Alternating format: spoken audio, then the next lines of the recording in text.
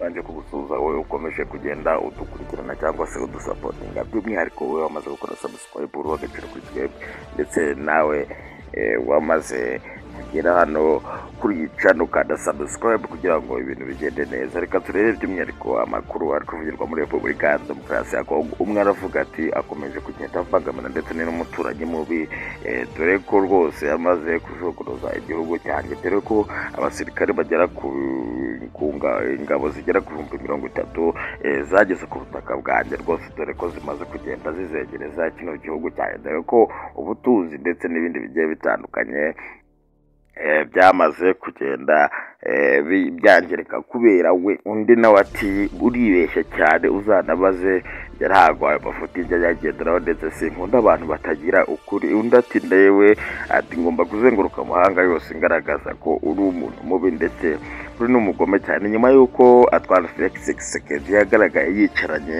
na Perezida wa Repubulika Paul Kagame hariya muri Qatar, bari gushakisha cyangwa se bari mu nama bagira ngo barebe uburyo bagarura umutekano muri iki gihugu cya Repubulika ya Demokarasi ya Kongo. Ni nyuma y'uko atwara Felix Tshisekedi yari yaremeye ibiganiro hagati y'umutwe wa M23 ndetse n'igisirikare cyiwe, ariko ibyo ngibyo ntacyo byaje gutanga, dore y'uko uyu mutwe mu 23 utigeze wemera ibiganiro. Ibi byavuzwe yuko rwose uyu mutwe mu 23 n'impamvu utanemera ibiganiro, haje kuba ikintu gikomeye cyane, bari bavuze yuko rwose hagomba kubaho agahenge cyangwa se bagomba guhagarika imirwano.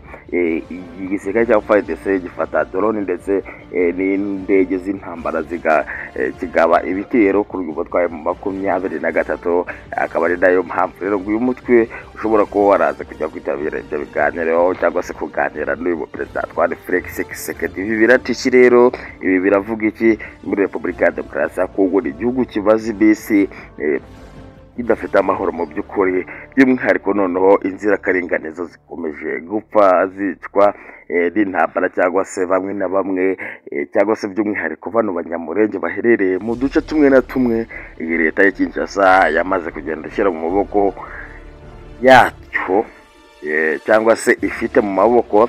Cyo nakubwira cyo rwose bano banyamurenge bakomeje kugenda bapfa bazira ubusa, ndetse bazira ngo bavuga ikinyarwanda. Bavuze ko rwose umuturage wese waba avuga ikinyarwanda muri Repubulika ya Demokarasi ya Kongo bagomba gutsemba n'itegeko Perezida Antoine Felix Tshisekedi yashyizeho, kandi nagira ngo murabizi ntiyigeze arikuraho. Ni nyuma y'uko yemeye ibiganiro. Antoine Felix Tshisekedi we yari yaramaze kurahira ko nta na rimwe azigera yemera ibiganiro hagati y'umutwe mu 23, ariko nyuma yo kubyemera abonye ko, cyangwa se izi nyeshyamba zari mu 23 zamaze kubona ko zimurusha imbaraga, yahamagaje amahanga biratinda, ndetse binatuma zino ngabo zirara. Akomeje rero kugenda asaba igihugu cya Amerika Donald Trump ko cyamufata ukuboko kugira ngo barebe, ndetse ngo Amerika amufashe by'umwihariko aragize intambara iri kubera muri Repubulika ya Demokarasi ya Kongo. N'amagambo yagaragaye Antoine Felix Tshisekedi we ubwe avuga ati sinkeneye abashirwa mu gihugu cyanjye, dore ko barebera